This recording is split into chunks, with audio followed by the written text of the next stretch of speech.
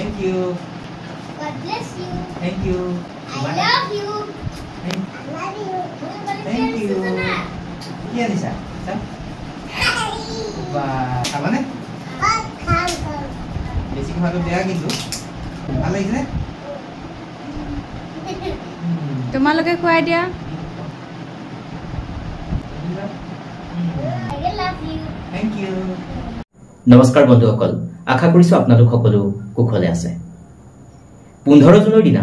সমগ্ৰ বিশ্বত এটা বিশেষ দিৱস উদযাপন কৰা হয় আৰু সেই বিশেষ দিৱসটিৰ নাম হৈছে ফাদাৰ্স ডে অৰ্থাৎ পিতৃ দিৱস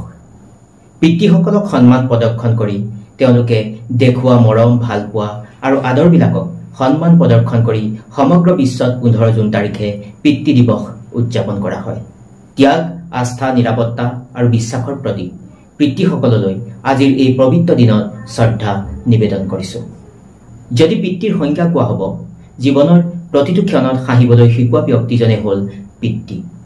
জীৱনৰ প্ৰতিটো হাঁহিৰ আঁৰত থকা ব্যক্তিজনে হ'ল পিতৃ যিজনে নিজৰ সুখ দুখ শান্তিৰ কথা চিন্তা নকৰি কেৱল মাত্ৰ ঘৰখনৰ উন্নয়নৰ কাৰণে অহোপুৰুষাৰ্থ কৰে সেইজনে হ'ল পিতৃ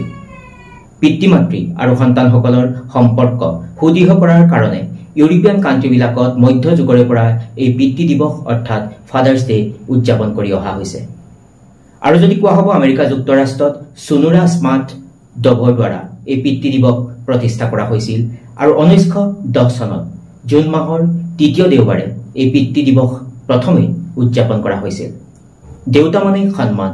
দেউতা মানে বিশ্বাস দেউতা মানে ভৰসা আৰু দেউতা মানে আবেগ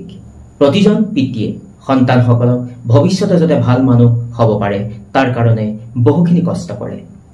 আজিৰ এই পবিত্ৰ দিনত মই মোৰ শ্ৰদ্ধাৰ পূজনীয় দেউতাক স্মৰণ কৰিছো যিজনে আজিৰ পৰা প্ৰায় 2 বছৰ আগতে এই মায়া এৰি গুচি গৈছিল তেওঁ আমাৰ কাৰণে অশেষ কষ্ট কৰিছিল ত্যাগ স্বীকাৰ কৰিছিল আমাকো ভৱিষ্যতে এজন ভাল নাগৰিক কৰি গঢ়ি তুলিবলৈ এজন পিতৃ হিচাপে নিজৰ যি দায়িত্ব পালন কৰিব লগা হৈছিল তেওঁ সকলোখিনি কৰিছিল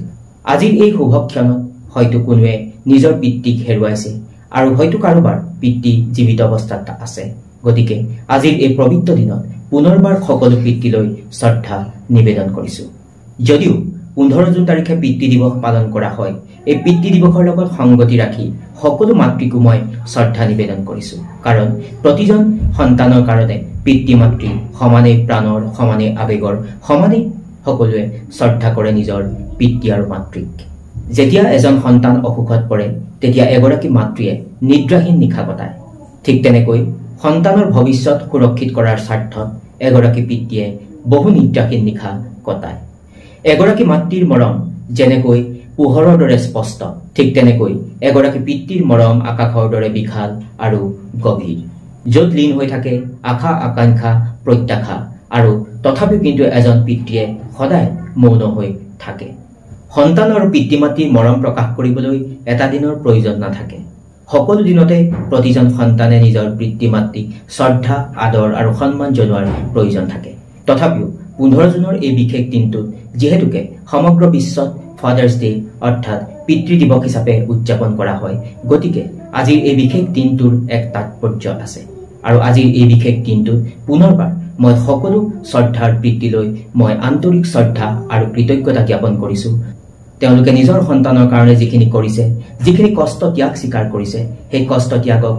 শ্ৰদ্ধা জনাই আজিৰ এই আলোচনাৰ খিতান মই ইমানতে সামৰি মাৰিছো সকলো ভালে থাকিব নমস্কাৰ টেক কেয়াৰ